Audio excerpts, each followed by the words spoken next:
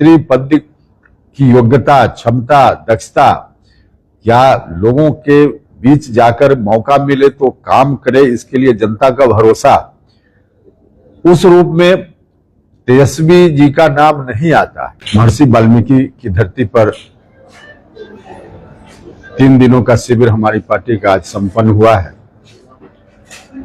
और इस शिविर में 3 दिनों तक लगातार साथियों से राय परामर्श के उपरांत कुछ निर्णय लिए गए हैं। एक तो 14 सूत्री प्रस्ताव है जिसको पारित किया गया है।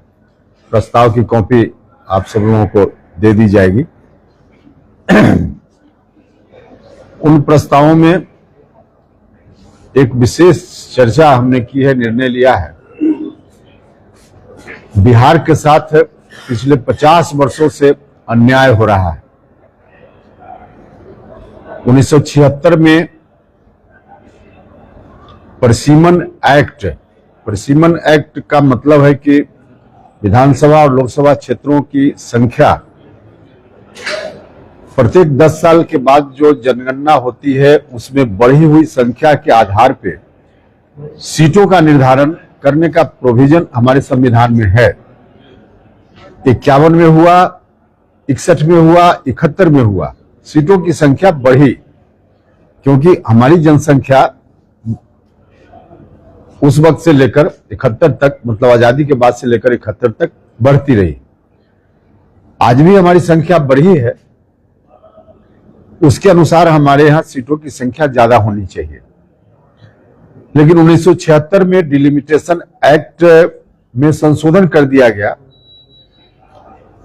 और उस संशोधन के माध्यम से ऐसी व्यवस्था बना दी गई कि अब जनसंख्या के आधार पे सीटों की संख्या नहीं बढ़ती है। एक्ट में संशोधन करके रोक लगा दी गई संख्या बढ़ाने के मामला में। तो जो संख्या 1971 में निर्धारित हुई वही संख्या आज भी है, जबकि हमारा संविधान, मूल संविधान कहता है कि बढ़ी हुई संख्या के आधार पर सीटों की संख्या बढ़नी चाहिए थी। आज की जो जनसंख्या है उस आधार पर अगर सीटों का निर्धारण हो तो कम से कम 1.5 गुना संख्या बढ़ेगी लोकसभा में और उसी अनुपात में लगभग विधानसभा में भी सीटों की संख्या बढ़ेगी। और लोकसभा विधानसभा में सीटों की संख्या बढ़ेगी तो जो SC ST वर्ग के लोग हैं उनकी संख्या भी स्वाभाविक रूप से बढ़ेगी। अनुसूचित जाति या विधानसभा में अनुसूचित जनजाति के लिए भी रिजर्वेशन है बिहार में, उनकी संख्या बढ़ेगी। लेकिन 76 में उस एक्ट में संशोधन करके हमारे साथ अन्याय हुआ है।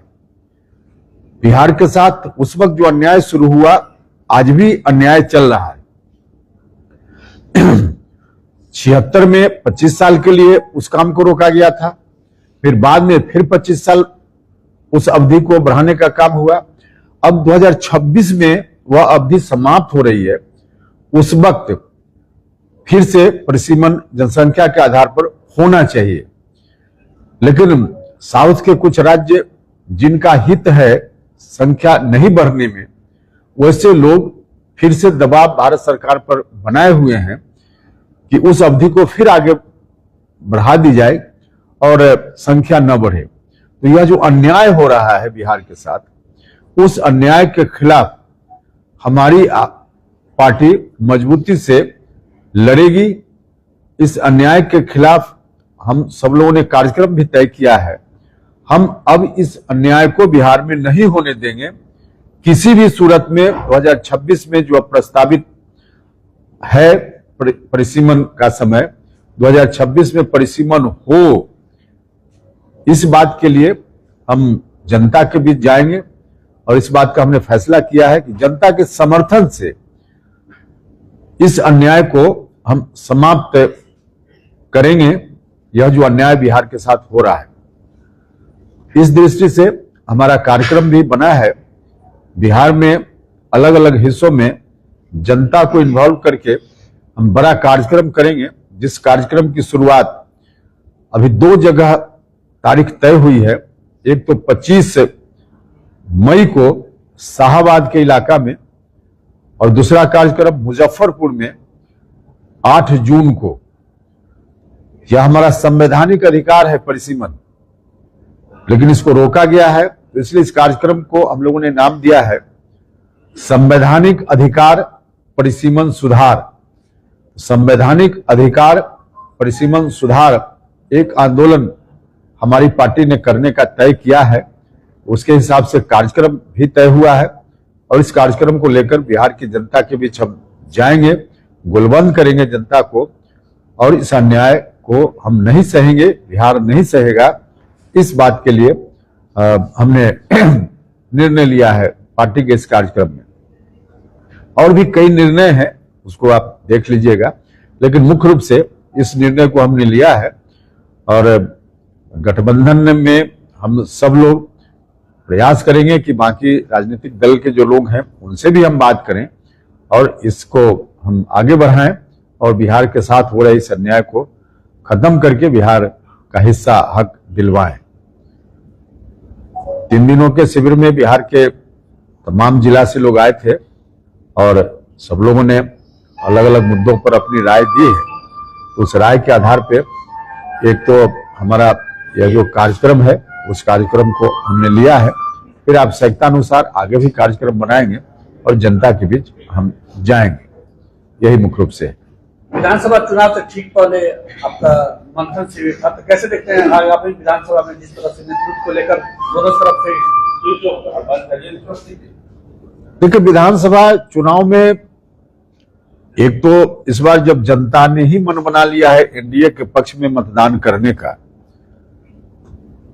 तो कहीं से कोई कठिनाई नहीं है। एनडीए निश्चित रूप से फिर जीतेगा, सरकार बनाएगा। लेकिन अभी जो लोकसभा का चुनाव हुआ, उस चुनाव में कुछ इलाका जहां एनडीए का परफॉर्मेंस अच्छा नहीं हुआ, बाकी बिहार के सभी हिस्सों में एनडीए का परफॉर्मेंस बहुत ही अच्छा था। लेकिन शाहबाद का इलाका, मगध का इलाका, खासकर जहां अंतिम फेज में मतदान था, वहां एनडीए के पक्ष में परिणाम नहीं आया। और उसके पीछे कारण कोई विपक्ष नहीं था। विपक्ष की कोई ताकत न तब थी उस इलाके में, न आज है कि वहां एनडीए को शिकस्त दे दे।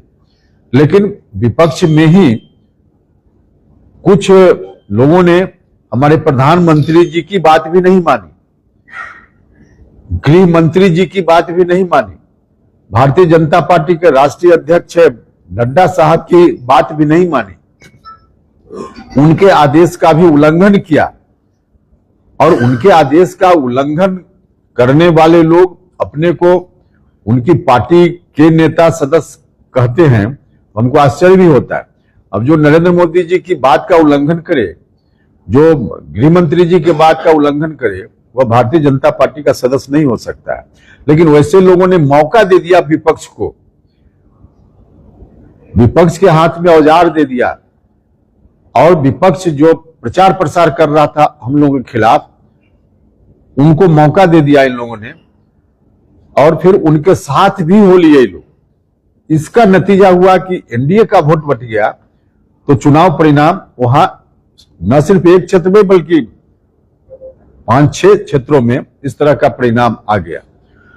तो अभी हमने अपने इस कार्यक्रम के माध्यम से उनको भी सचेत किया है कि भाई जो लोग भी इस तरह का काम जिन लोगों ने किया लोकसभा चुनाव के समय में, कृपा करके इस तरह का रवैया विधानसभा चुनाव में नहीं लोग लाएं, नहीं तो फिर विपक्ष को लाभ हो जाएगा। तो विपक्ष को लाभ देने का काम अगर एनडीए के लोगों ने नहीं किया इस बार विधानसभा में, तो कोई दिक्कत नहीं होगी, एनडीए जीतेगा। और विपक्ष जो हमारे साथ वाले लोग ही फिर से उसी तरह का रवैया अपना देंगे तो इसका नुकसान हो सकता है, हम यही मानते हैं। कितने सीटों पर दावा कर रहे हैं? क्या सीटों पर दावा जो कुछ भी हम करेंगे उसको जहां जिस टेबल पर बोलना होगा, जिस मोर्चा पर, वहां बात रखेंगे। यह जगह उपयुक्त नहीं है। लेकिन 2015 में जो जितनी सीटों पर पार्टी लड़ी थी उस तरीके की उतनी सीटें नहीं थी, उससे कम आगे नहीं, उसमें कम होने और आगे होने की बात नहीं है। जो भी तय होगा हम बताएंगे। अभी उस पर बात करना बाकी है। जब तक बात नहीं होगी तब तक कैसे बताएं। मांझी जी 25 सीट मांग रहे हैं सर, उससे कम ज्यादा। मांझी जी कुछ देखिए, मांझी जी से तो आप लोगों के मित्र साथी ही, मीडिया के लोग ही कुछ कहकर उनसे कुछ कहवा लेते हैं, इसलिए इस तरह का स्टेटमेंट मांझी जी दे देते हैं। चिराग भी बोले हैं सर 40 से कम नहीं मानेंगे। अब देखिए, दूसरे लोग जो भी बोल रहे हैं उनका विषय है, हमारा विषय है, हम उसके बारे में बोलेंगे। कोऑर्डिनेशन कमेटी की बात लगातार उठती रही है और खास करके एनडीए कई ऐसे प्रधान इसकी बात करते हैं, क्या इसको लेकर के भी कोई चर्चा हुई थी कि एनडीए? देखिए, कोऑर्डिनेशन एनडीए में हो, इस बात का आग्रह सबसे शुरुआत में हमने ही किया था और उसके आधार पे कोऑर्डिनेशन अभी बहुत अच्छा है। आप लोगों ने देखा भी होगा कि बिहार के सभी जिलों में एनडीए का सम्मेलन हुआ है, सभी पार्टी के लोगों ने मिलकर किया है, तो कोऑर्डिनेशन ठीक से आगे भी चले, इस बात की शुरुआत हो गई है। तो मुख्यमंत्री का चेहरा कौन होगा सर आपकी तरफ? नहीं, हमारे तरफ से का क्या मामला है, मुख्यमंत्री का चेहरा एनडीए की तरफ से होगा और उसके लिए पहले से मालूम है कि नीतीश कुमार जी के नेतृत्व में चुनाव होगा और नीतीश जी मुख्यमंत्री होंगे। तेजस्वी यादव को लेकर कांग्रेस में कभी हाँ कभी ना है, तो कैसे देखते हैं कि तेजस्वी यादव विपक्ष का चेहरा हो सकता है? देखिए, विपक्ष का चेहरा, एक तो है कि विपक्ष को कोई मौका ही नहीं मिलने वाला है, इस बार चेहरा कोई बने कोई फर्क नहीं पड़ता है, सरकार उनकी नहीं बनेगी, सरकार एनडीए की बनेगी। लेकिन विपक्ष में भी स्वार्थ के आधार पे मिले हुए लोग हैं, उनका गठबंधन है, तो जहां स्वार्थ के आधार पर होगा तो इसी तरह से चलेगा जैसे चल रहा है। और वाकई मुख्यमंत्री पद की योग्यता, क्षमता, दक्षता, क्या लोगों के बीच जाकर मौका मिले तो काम करे, इसके लिए जनता का भरोसा, उस रूप में तेजस्वी जी का नाम नहीं आता है। पार्टी है, बिहार के मतदाताओं के बीच एक खास वर्ग में समर्थन है, इसलिए उनकी पार्टी है, ताकत भी थोड़ी है, अब इससे इनकार नहीं करते हैं। लेकिन मुख्यमंत्री के रूप में जिस रूप में होना चाहिए नहीं उनका चेहरा है, इसलिए तो कभी कांग्रेस पार्टी के लोग, गठबंधन में दूसरे दल के लोग अभी तक सहमत नहीं हो पाए हैं, उसका मूल कारण यही है। सर, इस बार प्रशांत किशोर भी मैदान में है, उसके अलावा हिंद सेना एक पार्टी सुदीप लाडे जी की आई है, कितना असर पड़ेगा इसका? आप इलेक्शन कमीशन का रिकॉर्ड देख लीजिए, 100 पार्टी मिल जाएगी, 100 पार्टी बिहार में मिल जाएगी। हाँ, बिहार के बारे में हम करें, हम देश भर की बात नहीं करें, 100 पार्टी बिहार में रजिस्टर्ड है, जो मिल जाएगी उसकी सूची इलेक्शन कमीशन के साइट पर चली जाएगी। जाति जनगणना करा के लोगों को भरमाया गया। जाति जनगणना कराना बहुत ही आवश्यक था, तो जाति जनगणना बिहार में आज की सरकार ने करवाया है। और ऐसा नहीं कि कोई एक पार्टी या कुछ लोग, जाति जनगणना हो इसके लिए बिहार में मतलब सभी दल के लोगों ने समर्थन किया है, सर्वसम्मति से विधानसभा में प्रस्ताव पारित हुआ है, तो इसलिए सब दल के लोगों ने चाहा है, तो राज्य की सरकार ने किया है। सर, जो साजिश सर पिछली बार आपके साथ हुई, नीतीश जी के साथ बीच में हुई, जनता जानती है, यदि इस बार होती है, क्या विकल्प खुले हुए हैं महागठबंधन के लिए? नहीं, ऐसी साजिश अब लोग क्यों करेंगे? देश का चुनाव था, लोकसभा, तो कहीं एक जगह उस तरह की स्थिति आई, फिर भी सरकार बन गई दिल्ली में, क्योंकि देश भर से चुने हुए सांसदों को तय करना होता है कि दिल्ली में सरकार बने, उनके बहुमत के आधार पर सरकार बनती है। बिहार में जो चुनाव होना है उसमें बड़ा हिस्सा शाहबाद का इलाका है, मगध का इलाका है, जहां इस तरह की स्थिति हुई। बिहार के किसी भी हिस्से में इस तरह की चूक कोई जानकर करे या अनजाने में करे, उसका नुकसान बहुत ही हो जाएगा, एनडीए को और विपक्ष को लाभ मिल जाएगा। तो ऐसा लाभ विपक्ष को मिल जाए, एनडीए का कोई आदमी कैसे ऐसे कर सकता है? कौन सी की सर, उसका नुकसान लोकसभा में सबसे ज्यादा उसका नुकसान आप लोगों को हुआ, तो ये नुकसान विधानसभा में आप लोगों को ना हो, उसके लिए क्या आपने रणनीति? नहीं, देखिए, सिर्फ हम लोगों का कैसे हुआ, पूरे एनडीए का हुआ। जहां हमारे प्रधानमंत्री जी आकर हमारे क्षेत्र में, बाकी जगह भी बिहार भर में आकर कहते थे कि कम से कम 300 400 400 कम से कम 400। अब आधा दर्जन सीटों की संख्या वहीं घट गई, तो सिर्फ मेरा नुकसान थोड़े हुआ। प्रधानमंत्री जी की बातों की अवहेलना कुछ लोगों ने की तो नुकसान पूरे एनडीए का हुआ। अभी विधानसभा में भी कुछ ऐसा अगर होता है तो नुकसान पूरे एनडीए का होगा। तो क्या उस समय कोई एक्शन आपका लिया जाएगा? पहले से अगर आभास हुआ कि हमको फिर से ऐसा किया जाएगा तो कोई एक्शन लेगा? ऐसा नहीं होगा इस बार, क्योंकि कोई नहीं चाहेगा कि खामखा बैठे बैठाए विपक्ष की झोली में हम डाल दें। ऐसा हुआ मतलब विपक्ष की झोली में डाल देना। जनता चाहती है कि सरकार एनडीए की बने और एनडीए के ही कुछ लोग ऐसा करके विपक्ष को मौका दे देंगे, आपस में फूट होगा, विपक्ष को लाभ मिलेगा। तो विपक्ष जिसको जनता नहीं चाहती है उसको सरकार में एनडीए के लोग ही ला दें, ऐसा कैसे हम सोच सकते हैं? आपका स्टैंड जानना चाहते हैं कि उसमें आपका स्टैंड क्या रहेगा? हाँ, हम बता रहे हैं, विधानसभा का चुनाव है, हमने बताया ना। सर अभी पहलगाम जो हमला हुआ उसमें बीजेपी हिंदू मुस्लिम का एंगल खोज रही है। उसके ट्विटर हैंडल से ट्वीट किया जाता है कि धर्म पोछा जाती नहीं। इस पे हिंदू मुस्लिम का सेगमेंट सर इतना भरा जा रहा है, हर पर्व त्योहार में हो रहा है। इस पे आप बीजेपी के साथ हैं? देखिए, हम समाज में सद्भाव रहे, समाज में अच्छा वातावरण रहे, सब लोग मिलकर रहें, ऐसी स्थिति में ही समाज का विकास, राज्य या देश का विकास संभव है। तो हम तो इस मान्यता के हैं। और जहां तक आप बीजेपी की बात कर रहे हैं, हमारे प्रधानमंत्री जी ने कभी ऐसा नहीं कहा। बाकी जो लोग शीर्ष नेतृत्व में हैं उन लोगों ने कभी ऐसा नहीं कहा। हमारे प्रधानमंत्री जी या भारत की सरकार जो लोग काम कर रहे हैं उसमें कहीं भी ऐसा नहीं है कि हिंदुओं के लिए सिर्फ काम करना है, कोई योजना आई है तो सिर्फ हिंदू के लिए, मुसलमानों के लिए नहीं, सबके लिए काम हो रहा है।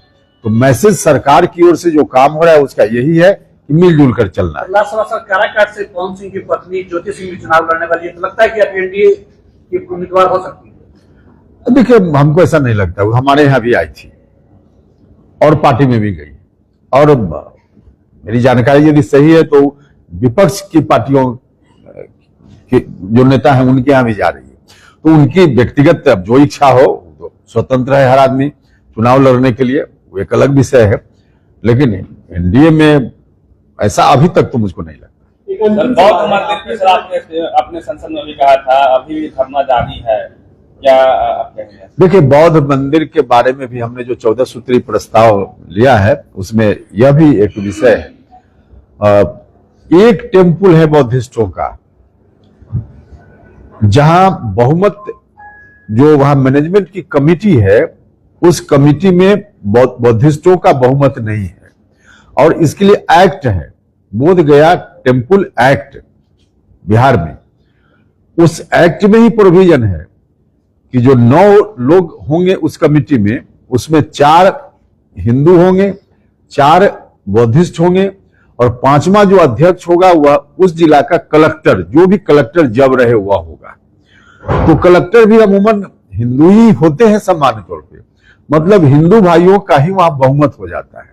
बौद्धिस्ट लोग जो दुनिया भर के हैं उनका कहना है कि इसका मैनेजमेंट हमारे हाथ में दे दीजिए। हमारी पार्टी बौद्धिस्टों की इस मांग का पुरजोर समर्थन करती है। अब लाखों टेम्पल सनातन भाइयों का है, हम सनातन भाइयों से आपके माध्यम से हाथ जोड़कर प्रार्थना करते हैं कि भाई लाखों टेम्पल है तो मैनेजमेंट वहां आप कीजिए ना, कर ही रहे हैं। एक टेम्पल जिसका संबंध न सिर्फ हिंदुस्तान से बल्कि दुनिया भर से है, दुनिया भर के लोग वहां आते हैं।